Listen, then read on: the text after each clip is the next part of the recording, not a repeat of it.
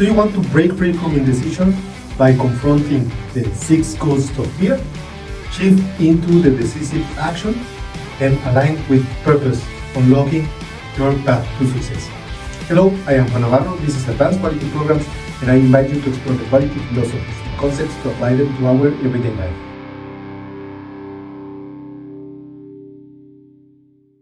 Some people struggle with decisiveness, feeling paralyzed and unable to take action. Often, fear is the root cause of indecision. In Think and Grow Rich, Napoleon Hill identifies 6 fundamental fears that he believes hinder human potential and success. He calls them the 6 causes of fear and argues that overcoming them is essential for achieving one's goals. So let's explore the 6 causes of fear. First, we have the fear of poverty. Hill considers this is the most destructive one and the hardest to master. It stems from society's emphasis on financial wealth and the human tendency to exploit others, which translates into indecision, doubt, worry, excessive caution, and procrastination. In a sense, fearing poverty can actually attract it.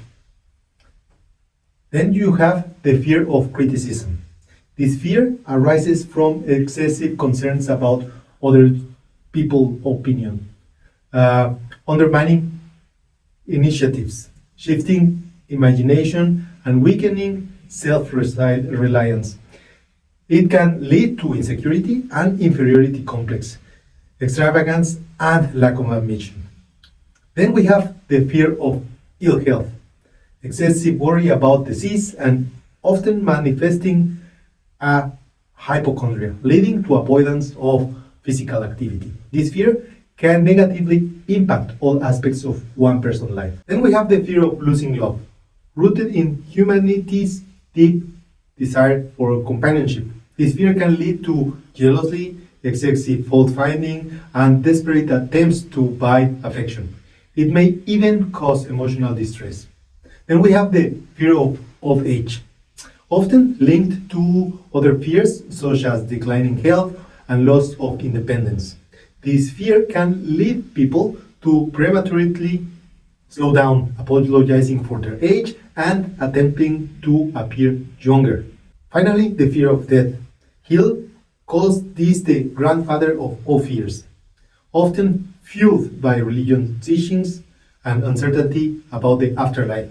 He suggests that viewing life and energy as ever-changing forces, rather than something limited, helps to transform this fear into acceptance and an opportunity for growth. Hill argues that fears are simply states of mind that can be controlled and redirected by identifying their nature and replacing them with positive thoughts and decisive action. Individuals can break free from hesitation and achieve their goals when they reframe these fears. So we can cultivate fearless mindset by following some ideas. As we explored in our episode on the 50th law, overcoming fear means viewing challenges as opportunities for growth. Fear often stems from ignorance and also the inability to see obstacles as stepstones or stepping stones for growth. A lack of purpose leads to a lack of motivation and action.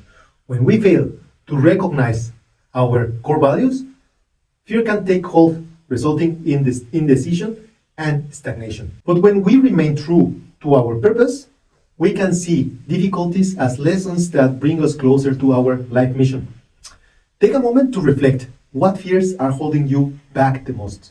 How might understanding them help us to move forward? Consider one example. Someone struggling with whether to end a relationship or not. They might fear being alone, yet staying in an unhealthy situation negatively affect both partners and those around them. Their indecision, rooted in the fear of loneliness, prevents them from taking actions that could improve everybody's well-being. But is it truly fear, or is it lack of self-awareness? If they aren't fully conscious of why they are in a relationship, in the first place, or what they seek to gain from it, enduring personal turmoil may feel okay, may feel tolerable.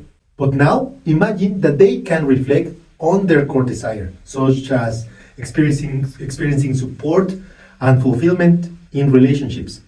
This realization makes it easier to see that decisive action is needed and will ultimately guide them toward the life they want and help them make the necessary adjustments. The more aligned you are with your values, the easier it becomes to embrace decisiveness and fearlessness.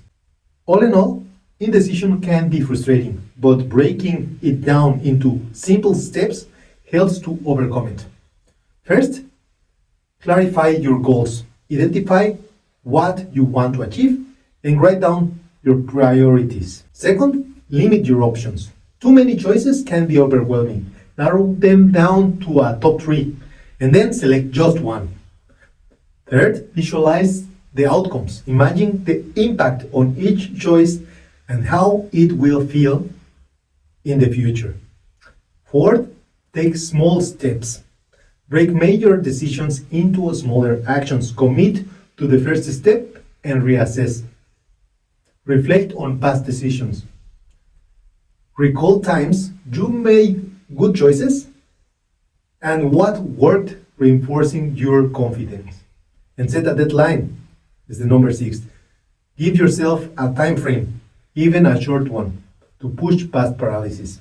Now, this can be a 7th step, but sometimes it's better to trust your own gut. Sometimes intuition knows best. If one option stands out, consider it seriously.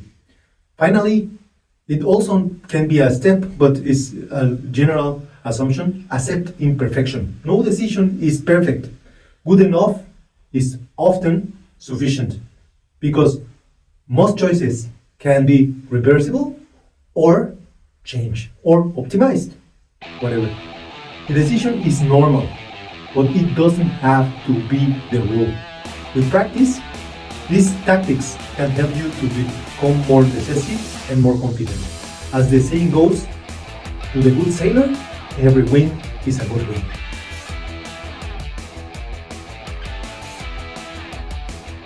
And that's it for today's episode. I hope you enjoyed it and it helps you to become more decisive. And if it did, don't forget to hit like, to share with people you may think is useful, the episode, the information.